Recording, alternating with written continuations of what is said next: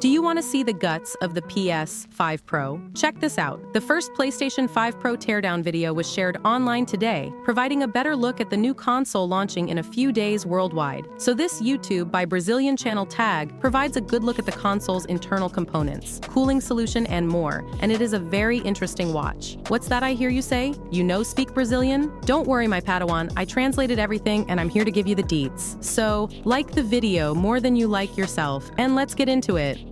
Salve, rapaziada! Mais vídeo no canal, mano. Véio, trouxemos até o velho.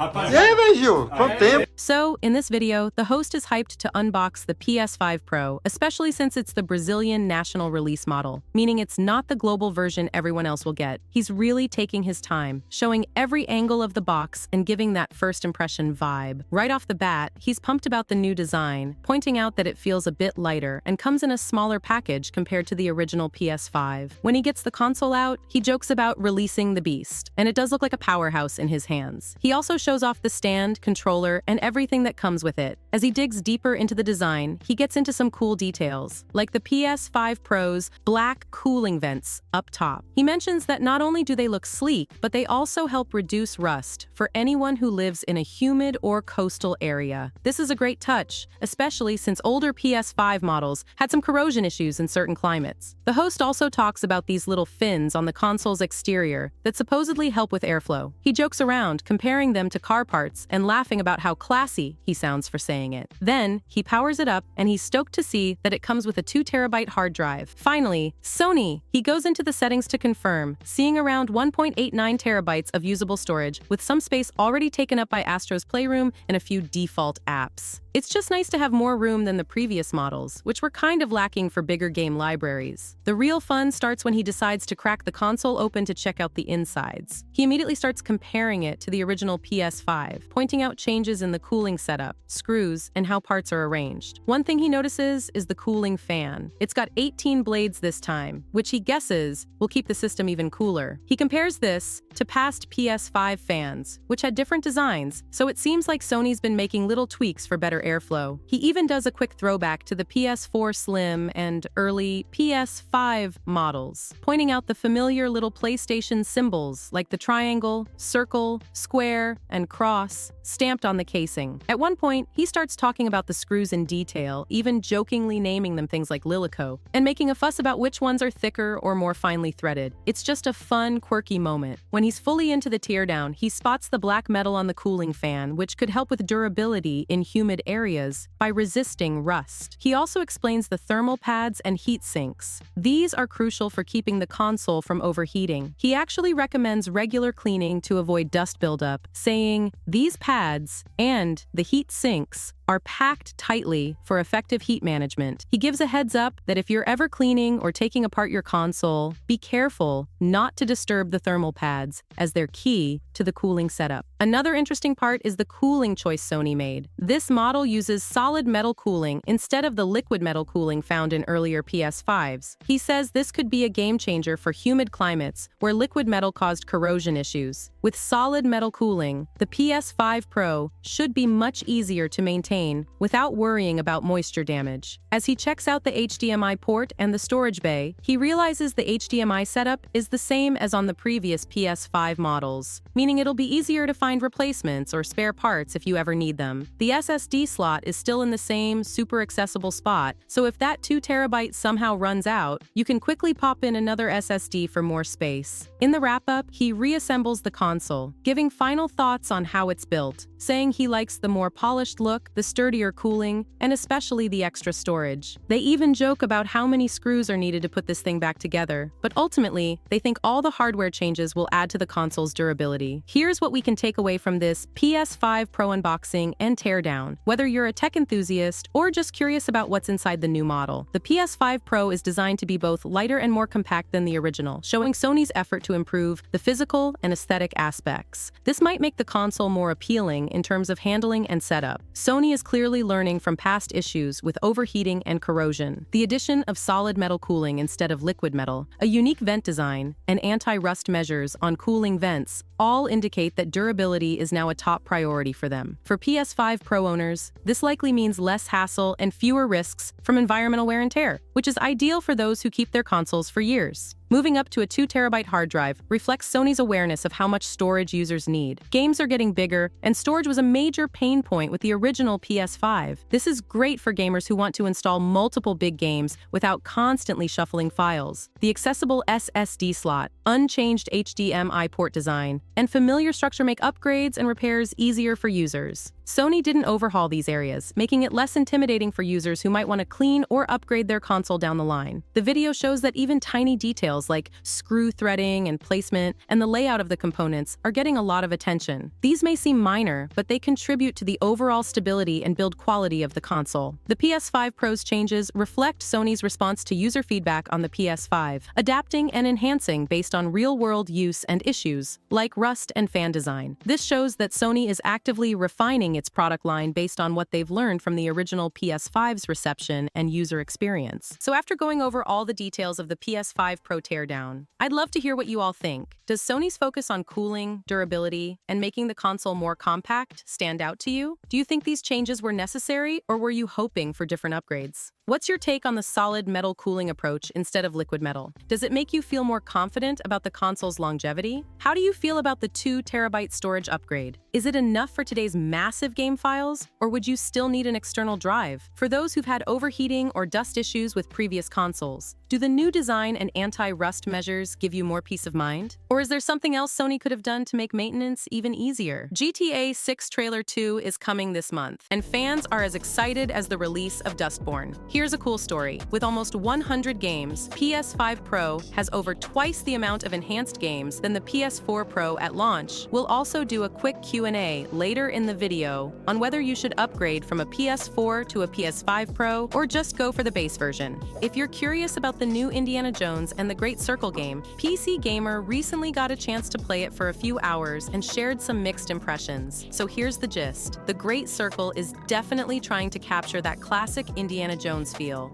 The visuals are stunning and have a lot of love for the movies, and Indiana feels like he's come straight out of the films, down to some scenes straight from the Indiana universe. Troy Baker's voicing Indy, and he nails that Harrison Ford vibe, giving us the gruff, iconic Indiana we know. But here's where things get tricky. Despite the developers' promise that it would be adventure action, emphasis on adventure, it turns out to be much more of a stealth game than a true action-adventure. A big chunk of the gameplay is actually sneaking around in stealth mode rather than diving into epic chases or daring escapes. In a lot of areas, like the Pyramids of Giza, you're crouching behind cover and bashing Nazis with improvised weapons like bottles and pans. Not quite what some fans might picture for a grand Indiana adventure.